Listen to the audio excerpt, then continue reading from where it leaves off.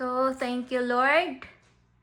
It's grade 8 graduation, tapos birthday ng grade 8 graduation ng bunso namin, and then birthday ng kuya yesterday, and Father's Day tomorrow. So, 3 occasions, guys. They deserve the best. And the lechon is the best. No bias, guys. Feel like, nasa Cebu ako. Ayan, very lambot. Ang lasa.